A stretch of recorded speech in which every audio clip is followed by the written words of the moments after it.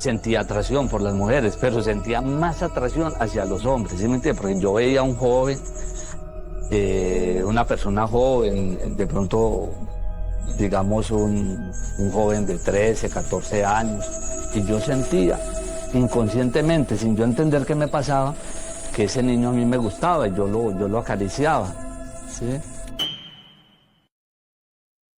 Desde pequeños, se nos enseña a temerle a los monstruos, a esas criaturas grotescas que habitan los cuentos, las películas de terror y nuestras pesadillas más profundas. Figuras deformes que viven debajo de la cama o dentro del armario. Esas son las imágenes que nos han dado, pero la realidad es mucho más perturbadora, porque los verdaderos monstruos no se ven así, no tienen cuernos, no caminan encorvados ni aúllan en la noche. Los verdaderos monstruos se esconden a simple vista, caminan erguidos entre nosotros, se visten con ropa limpia, sonríen y muchas veces nadie sospecha de ellos. Puede fingir ser alguien común, alguien inofensivo, pero detrás de esa apariencia se oculta una oscuridad indescriptible. Hombres que aparentan bondad, pero cuya mente guarda pensamientos tan oscuros, tan enfermizos, que escapan a toda comprensión lógica. Lo peor es que nadie lo nota, hasta que es demasiado tarde. Lo que estás a punto de escuchar no es ficción, no es una película, es algo real, algo que sucedió, un horror que manchó la historia de sangre, dolor e incredulidad. Y ocurrió en un país donde nadie imaginó que el mal adoptaría un rostro tan común.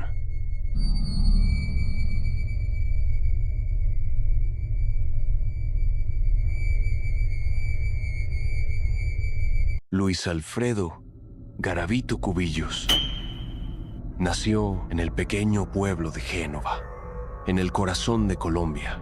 Desde el momento de su nacimiento, la vida de Luis Alfredo Garavito estuvo marcada por la violencia y el sufrimiento. Creció en una familia rota, donde la pobreza y el abuso eran las únicas constantes.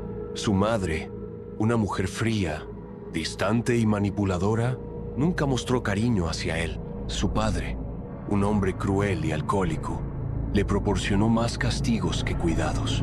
Desde pequeño, Garavito vivió en un hogar marcado por el abuso. Su padre, alcohólico y violento, maltrataba constantemente a su madre. Con apenas 7 años, intentó defenderla, pero su valentía fue respondida con una golpiza brutal. Días después, cuando nadie miraba, su padre cruzó una línea imperdonable y abusó sexualmente de él. Fue entonces cuando la oscuridad entró en su vida. Un niño vulnerable, sin quien lo protegiera. Un niño que aprendió desde muy temprano que el dolor y la humillación eran su único destino. A medida que Garavito crecía, las cicatrices en su alma aumentaban, pero su dolor no se veía reflejado en su exterior.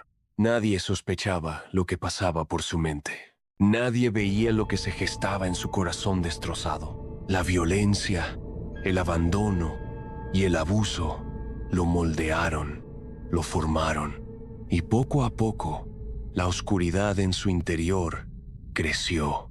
Fue entonces cuando comenzó a forjarse la monstruosidad que lo llevaría a cometer crímenes indescriptibles. Yo siendo un niño, me daba miedo oírlo hablar y yo me escondía abajo de la cama.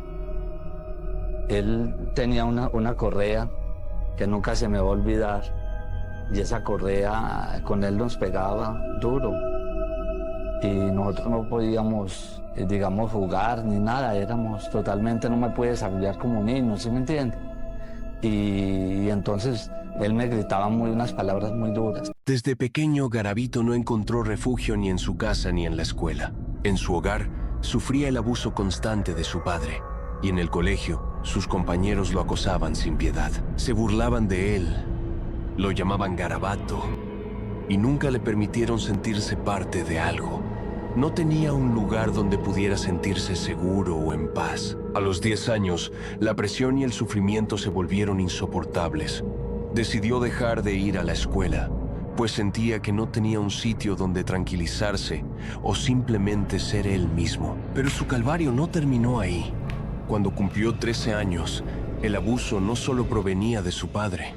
Un hombre cercano a la familia, en quien todos confiaban, también comenzó a abusar de él. Así, Garavito se vio atrapado en un círculo de dolor, sin un refugio donde escapar de su tormento.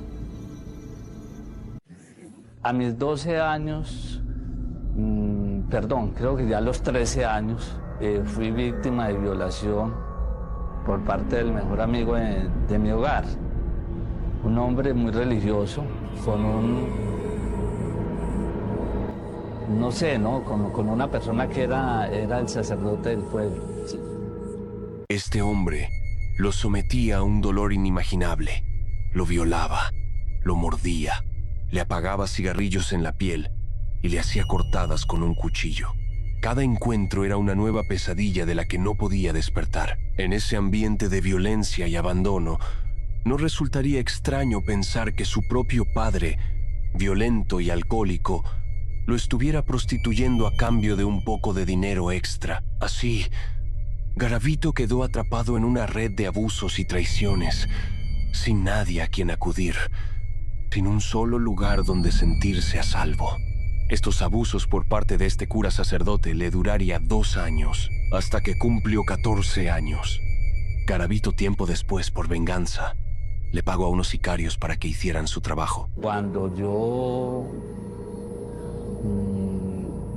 financeo, ¿no?, a través de unos sicarios, y mando a matar a esta persona, ya perdí yo como que el control, ¿sí me entiende? Al año completico aparecieron los homicidios con menor. La familia Garavito decide mudarse a Trujillo, buscando un nuevo comienzo. Pero para Luis, que apenas tenía 14 años, la vida no mejora. Un día, su padre lo envía a la farmacia del pueblo. Allí, el dueño también abusa de él, y este horror se repite en varias ocasiones. A partir de ese momento, Luis empieza a cambiar. El dolor y el abuso lo transforman, y poco a poco deja de ser solo una víctima. Comienza a sentir una atracción tanto por hombres como por niños más pequeños que él, incluyendo a sus propios hermanos, según confesó años después ante la policía. En ese entorno de pobreza y abandono, Garavito encuentra el terreno perfecto para sus primeros delitos. A los 15 años, ya está involucrado en robos y empieza a abusar de niños que se cruzan en su camino. Colombia en esa época estaba marcada por la miseria y la desprotección infantil. Muchos niños vivían en la calle, sin familia o en hogares desestructurados, lo que los hacía especialmente vulnerables. A los 15, Garavito es sorprendido abusando de un niño. Es importante destacar que siempre fueron niños, nunca niñas, ya que no sentía atracción por el sexo femenino. Su padre, al enterarse, reacciona con furia, pero no por el abuso, sino porque la víctima era un varón. Lo expulsa de la casa por su conducta homosexual, ignorando el hecho de que él mismo había abusado de su hijo en el pasado. Así, comienza a forjarse el monstruo. El entorno, la violencia y la hipocresía familiar fueron el caldo de cultivo para que Garavito se convirtiera en uno de los asesinos más temidos de la historia. Expulsado de su hogar y sin un lugar al que llamar familia, Luis Alfredo Garavito se vio obligado a sobrevivir por sus propios medios en un mundo hostil. Fue en ese periodo, ya convertido en un joven, donde comenzaron a gestarse dos fuerzas opuestas en su interior. Por un lado, sus pensamientos hacia los niños se tornaron cada vez más oscuros y violentos. Lo que al principio era solo abuso sexual pronto dejó de satisfacerlo. La violencia empezó a mezclarse con sus deseos, y ese impulso lo arrastró a un abismo aún más profundo. Al mismo tiempo, Garavito se refugió en la religión. Descubrió el catolicismo y se aferró a la Biblia con una devoción casi obsesiva. Asistía a misa con regularidad, buscando en las palabras sagradas algún tipo de redención. En su interior, la culpa crecía. Sabía perfectamente el daño que causaba y, en un intento desesperado por expiar sus pecados, se castigaba a sí mismo a través de la fe, intentando equilibrar sus actos atroces con la esperanza de un perdón divino. Ya lejos de su familia, Garavito se trasladó a Armenia, la capital del departamento de Quindío, decidido a empezar de nuevo. Quiso llevar una vida más recta, más normal, pero el peso de sus adicciones y sus impulsos era demasiado grande. Desde la adolescencia, el alcohol había sido su refugio, una vía de escape ante el caos y el dolor.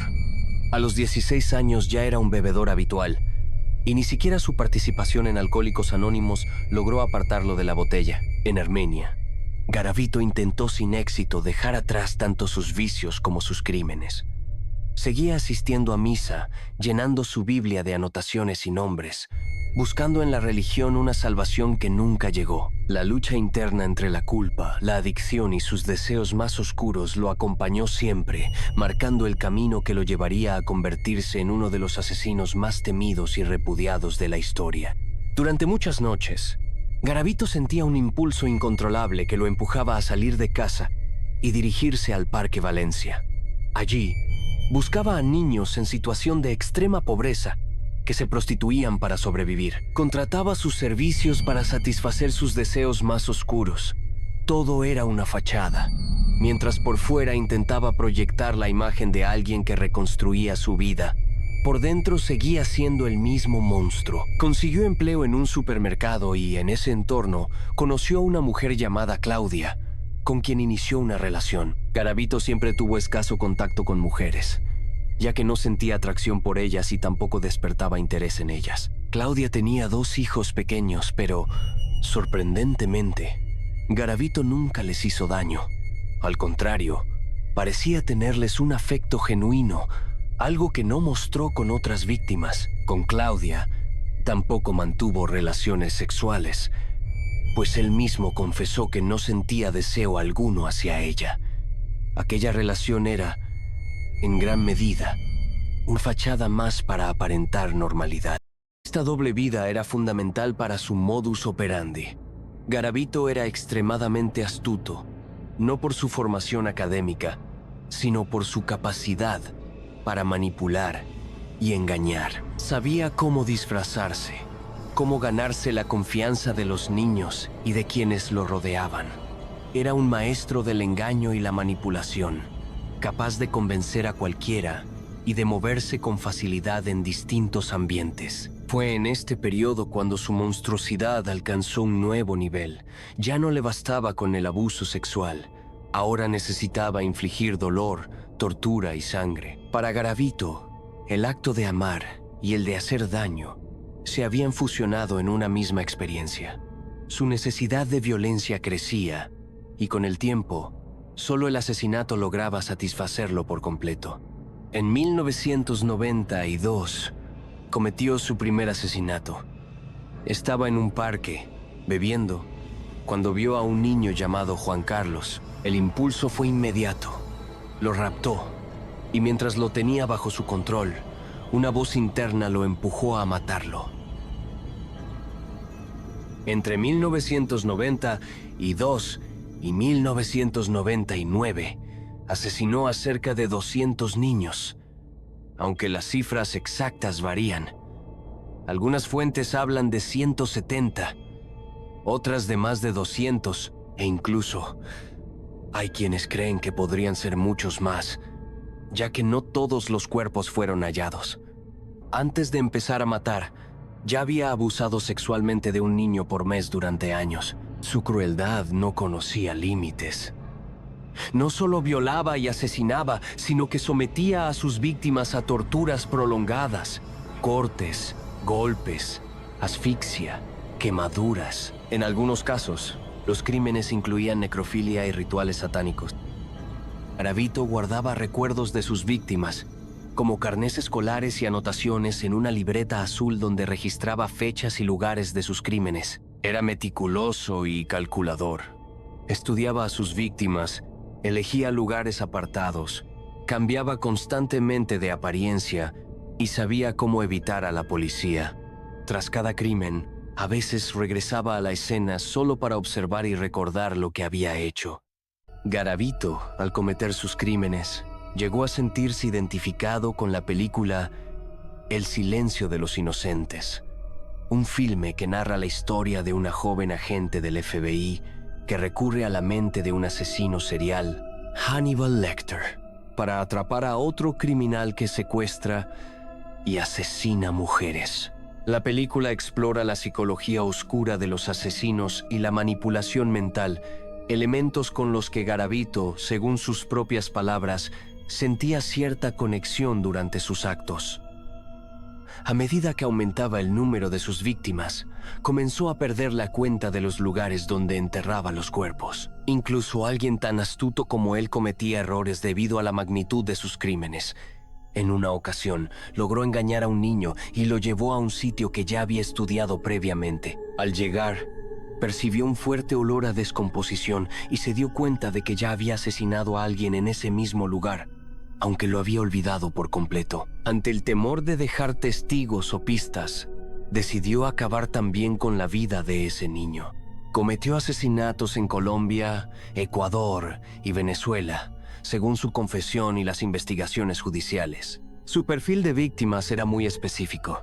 Todos eran niños varones, generalmente entre los 6 y 13 años, de apariencia agraciada, pertenecientes a familias de bajos recursos o de estratos sociales 2 y 3.